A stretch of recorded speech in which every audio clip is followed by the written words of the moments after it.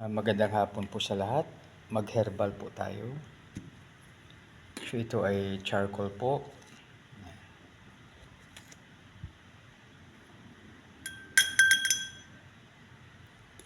Tapos lagyan ng tubig.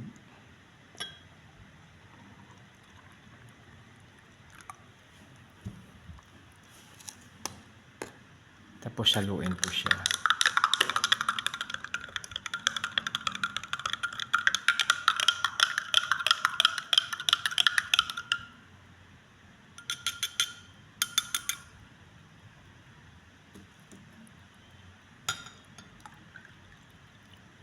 So mag-ibigan, maganda po kung ito.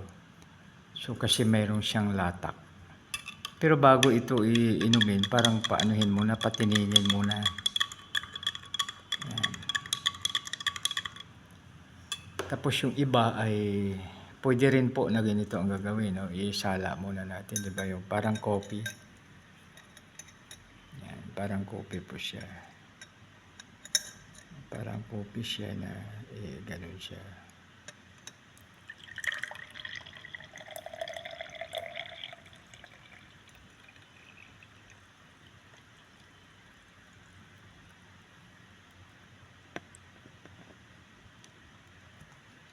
So mayroon siyang natira. Ito yung parang latak niya.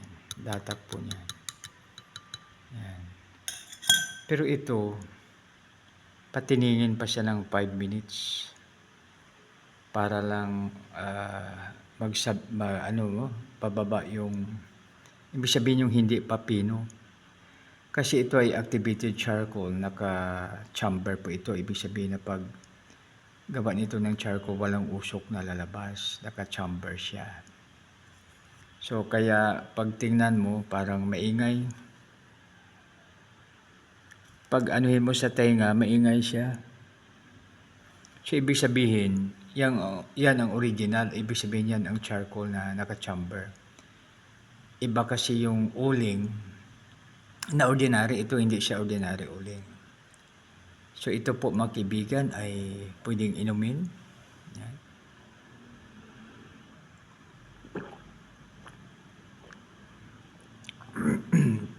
Nainom ko na po ang kalahati. Ito ay magaling na paggising po natin sa umaga kung tayo ay para pampalinis siya, no? So magaling din ito sa ulcer. So wala pang laman para, kasi ito ay, di ba, pag sarip natin, nilalagyan natin ng uling para makuha yung amoy sarip, no? So ito ay maganda rin po siya, no? Sa mga nalason, sa mga nakakain ng panis or whatsoever, no? So ito po mga kaibigan ay activated charcoal. Isang maganda, mapagpala, mapagbiyaya at makadiyos na hapon sa bawat isa. Pero huwag natin kalimutan mga kaibigan na bago tayo mag-inom ng kung ano pa man, mag-pray po tayo. Kasi alalahanin natin na our God is our Jehovah Rapha. Ibig sabihin siya ang dakilang magagamot. Kasi siya ang gumawa sa atin, kaya napakadali niyang gamutin tayo, sa kanya walang imposible. Itong mga ginagawa po natin, yung mga mag-herbal tayo, ay parang ano lang siya, no? Makatulong po sa atin na magiging maayos, no? So kung na-LBM ka, magaling din po ito. Kung may ulcer ka, magaling din po, at iba pang masakit. Maraming salamat po. Isang maganda, mapagpala, mapagbiyaya at makadiyos po hapon sa bawat isa. God bless us all.